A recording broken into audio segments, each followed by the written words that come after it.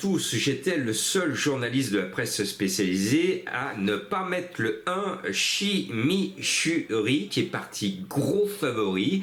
J'étais le seul à écouter les propos d'un entraîneur que j'adore, que je suis depuis des années, Marcel Roland. Marcel Roland avait dit qu'il n'était pas confiant, et même quand la grande chaîne du cheval fait son interview quelques minutes avant le départ, il dit « Je ne comprends pas que mon cheval soit favori ». Et il est parti favori à 5-1. Il n'y a qu'un journaliste qui tirait la sonnette d'alarme en disant « Faut pas le mettre ». C'était moi. Je vous mets en fin de vidéo les propos refroidissants que je tenais aux abonnés des Pronos du Cœur qui ont eu au passage la dernière minute de Mohican.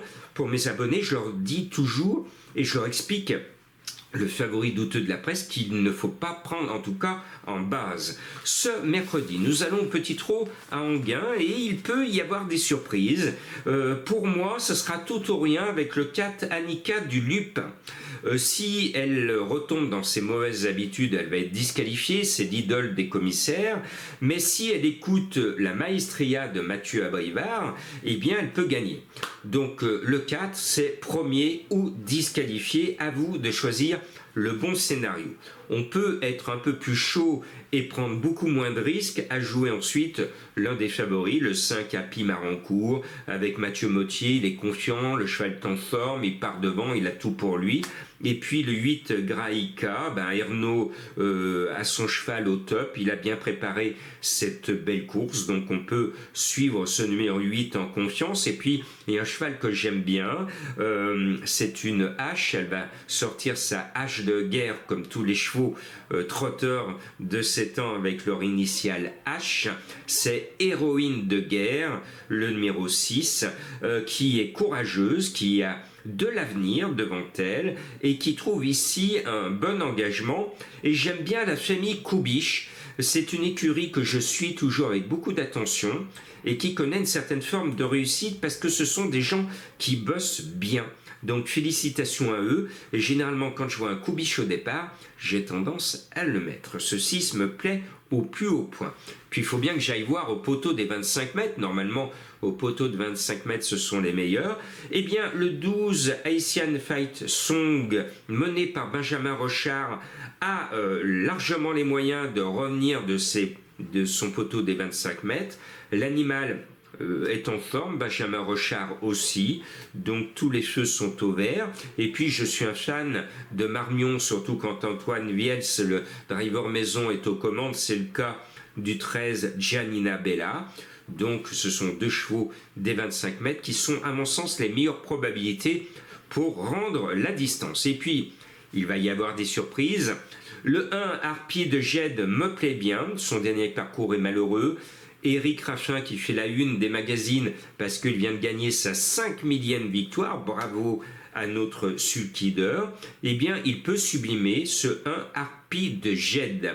Et puis il y aura une fausse pastille rouge à l'arrivée de ce quintet. Le 2 Gorly Victory est annoncé en émoji au rouge. Et je voudrais encore une fois lancer un appel amical à notre ami Junior Gelpa qui a pris l'habitude de mettre du rouge sur tous ses chevaux. Et je le rappelle à ceux qui ne me suivent pas depuis très longtemps que Junior Gelpa est le seul entraîneur au monde à pouvoir se vanter d'avoir fait chialer Jean-Marc Roffa parce que moi j'étais fan de sa Bayakeno et quand il a couru le prix du Cornulier, Bayakeno je l'avais mis en tête, je l'avais mis en coup de cœur et j'étais chaud bouillant malgré un émoji rouge. Et Bayakeno avait gagné avec Maestria le Cornulier. Tout de suite le poteau d'arrivée, Junior Gelpa est tellement ému qu'il pleure et moi ça m'a complètement ému et j'ai chialé. Donc ça a été l'un des grands moments de ma carrière de journaliste hippique, donc un moment éternel pour moi et je regrette que Junior mette du rouge.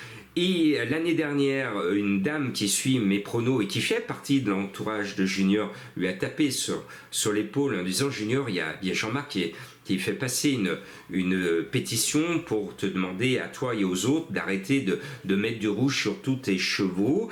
Et il m'a écouté pendant 6 mois, c'était du 1er janvier jusqu'à fin juin. Et puis depuis, il a repris sa mauvaise habitude. Donc Junior, si tu vois cette vidéo, j'adore Junior Guelpa, et puis j'ai connu l'époque d'avant Junior, et c'est une prière, Junior. Mais nous, tu aurais pu nous mettre du vert sur ton 2, et je souhaite tout le bonheur du monde à ce numéro 2, parce que j'ai envie de donner la bonne arrivée à ceux qui me suivent et qui vont encourager Junior. Allez Junior, mets-nous du vert, mets-nous du vert.